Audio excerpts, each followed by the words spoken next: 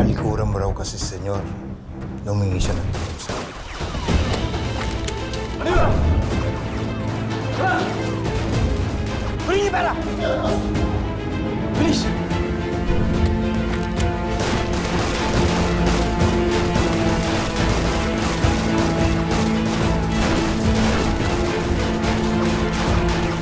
Senyor, si Calvin.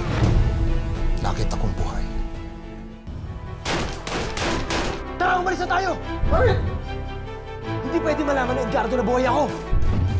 Kung totoo ngang nakita mo talaga si Calvin, dapat siya ang naglabas sa akin sa kulungan. At may isa pa, immortal niyong kaaway noon pa man, si Antonio, nandito na sa Pilipinas. Pinagtataka ko, bakit sila magkasama ni Calvin? Tara, tulong tayo. Masarap magkwentuhan kapag may onting alam. Ganun ba kasalimutin ko kwento mo sa akin? Basta, malalaman mo. Ano ba talaga ang bumabalot ng misteryo sa pagkatao mo, Elias? Sino ka ba talaga, Elias Guerrero? Chief, hindi kaya may kinalaman si Senator William sa panambang na Madam President at kay Vice. Ito ang pinakamadaling paraan para makuha niya ang gusto niya. Pero kung totoo yung hinala mo, hindi ko na alam kung magagawa ko pa yung trabaho ko. Ayoko magsilbi sa isang bulok na pamumuno. May regalo ko sa'yo. Babae. Wala akong panahon para sa babae. Matador sa'yo na lang yan. Si Teresa!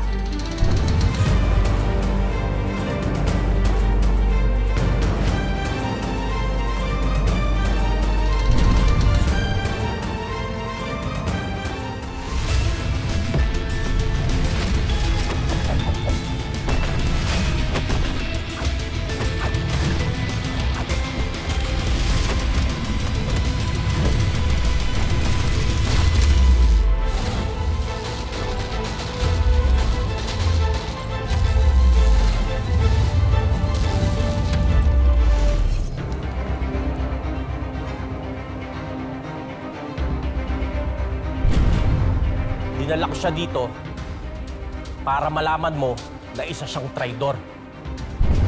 Taksil siya sa Golden Scorpion. Hinahanap-hanap kita kung saan-saan ka nagtatago. Wala ka ng kawala, Teresa. Mamamatay ka.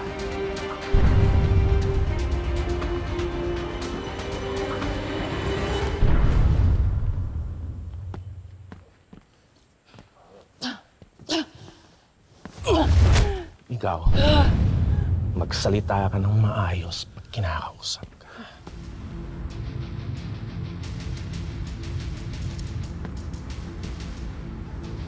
Senyor,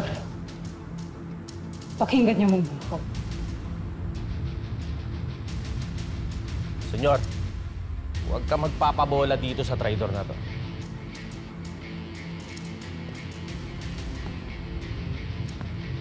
Natatandaan mo yung pulis na pinatay natin. Yung babaeng pulis sa Isla Alacdan. Kapatid ni Teresa. Kaya siya pumasok sa Golden Scorpion para magiganti.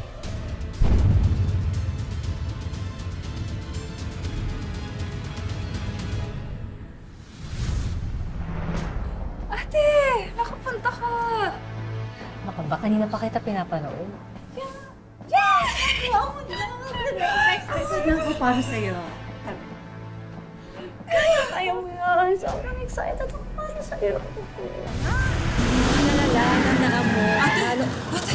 Bitawan mo ako, Teresa! Papa! Balato mo na sa akin to. Kami nang bahala ng barkada ko dito.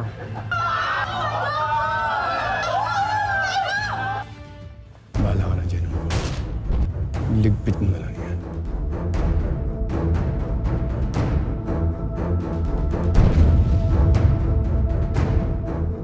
Dali mo. Ate! Ate! Ate! Anong ginawa na lang sa'yo? Ayok sila! Ate!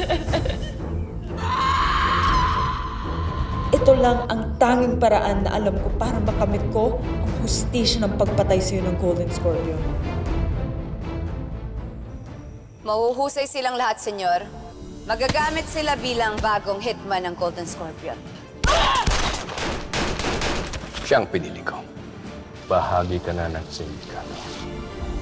Akin ka na ngayon, Teresa. Buong buhay at pagkatao mo, huwag na huwag mo lang akong tatalikuran.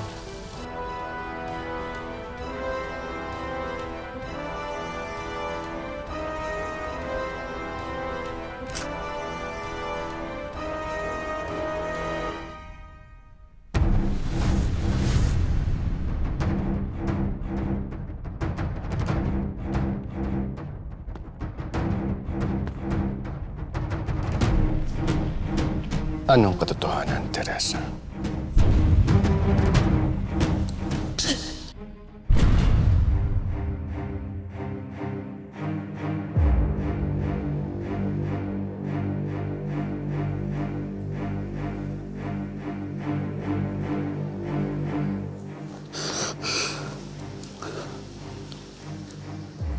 Binigo mo ako, Teresa.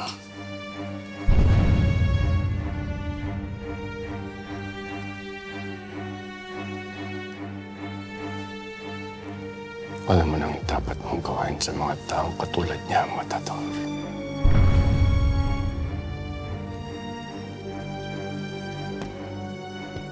Ako nang bahala dito, senyor. Matador, pwede ba sa labas mo na gawin yan?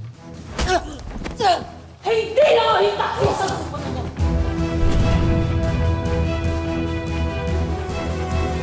Si Calvin! Ang pinakamalaking traitor sa grupo!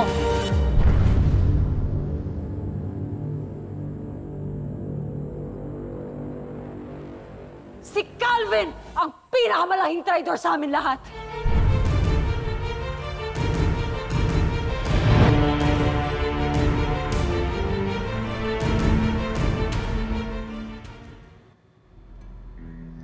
Ate Sagade. Reporting for duty, Mr. President. Tinatawag niyo daw po ako. Yes, Ricardo. Ricardo, traitor ka ba? Tapat po ako sa tungkulin ko. Gusto ko makasiguro ang katapatan sa hanay mo. Kasama po yan sa tungkulin ko.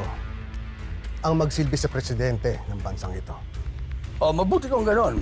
Makakatulong sa imahe. Lalo na kung ikaw yung tatalaga kong maging chief ng kapulisan dito sa Pilipinas. At alam kong bagay na bagay sa'yo. Ang 4 na estrella.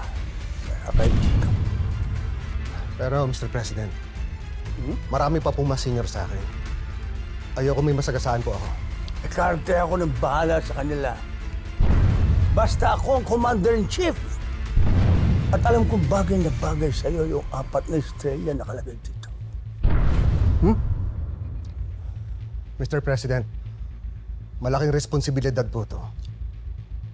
Pag-iisipan ko po muna. Alam ko naman eh. Alam ko naman. Pag-isipan mo, pero alam kong hindi mo ako bibiguin. Umaasa ako sa'yo.